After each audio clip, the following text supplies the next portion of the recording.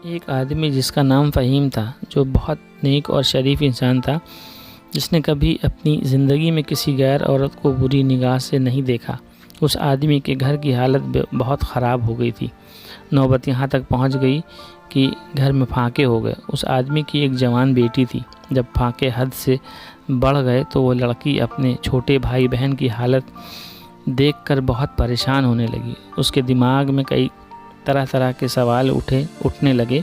उसने सोचा, क्यों न मैं घर से निकलकर किसी काम की तलाश करूं जिससे मैं अपना घर वालों का पेट पाल सकूं। उस लड़की ने यह सोचकर घर से बाहर अपने कदम निकाले और काम की तलाश में बाज़ार में निकल पड़ी। कभी किसी के घर में काम मांगने गई तो कभी किसी की दुकान में। मगर किसी ने उसे काम नहीं दिया तो वो थक हार कर अपने घर वापस लौट आई।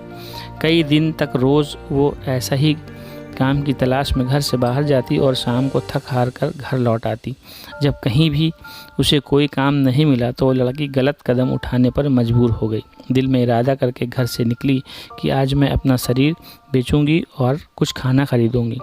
वो लड़की घर से बाज़ार जा पहुंची जिस्म बेचने। लड़की वहां गई और लोगों को अपनी तरफ आकर्षित करना शुरू किया। वो लोगों को अपनी तरफ आकर्षित करने की कोशिश करती रही, लेकिन किसी ने भी उस पर ध्यान नहीं दिया।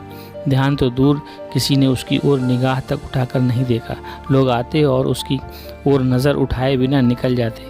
इसी तरह खड़े खड़े लड़की को शाम हो गई। वो परेशान होकर घर की ओर कदम बढ़ाने लगी। जब घर पहुंची तो अपने वालिद को परेशानी में देख दरवाजे पर बाप ने बेटी को देखा और पूछा, बेटी कहाँ गई थी? लड़की ने अपने वालिद की बात सुनकर उनके पैरों में गिरकर रोने लगी और माफ़ी मांगने लगी और फिर रो रो कर सारा माजरा बयान किया कि अब्बा हुजूर, मुझे अपनी भूख से बिलखते हुए भाई बहन की हालत देखी नहीं गई और मैं मजबूर होकर जिस्म बेचने गई थी, लेकिन एक भी आदमी ने मेरी तरफ नज़र तक उठाकर नहीं देखा। पूरी बात सुनकर बाप ने अपनी बेटी से कहा कि बेटा, तुम्हारे बाप ने आज तक कभी किसी गैर औरत को आँख उठाकर नहीं देखा, तो कैसे हो सकता है कि कोई तुम्हें नज़र उठाकर देखता?